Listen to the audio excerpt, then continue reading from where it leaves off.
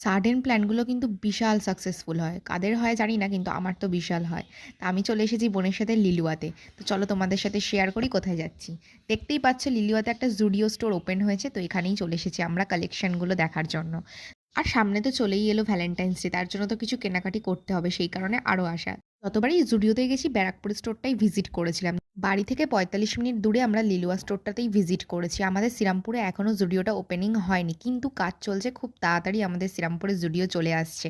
আর তার জন্য তো বিশাল একটা বড় এক্সাইটমেন্ট আমাদের মধ্যে কাজ করছে, কবে আসবে। আই হোপ কি পয়লা বৈশাখের মধ্যেই ওপেনিং হয়ে যাবে, তো তখন তো শ্রীরামপুরের স্টোরটা তোমাদের সাথে শেয়ার করব।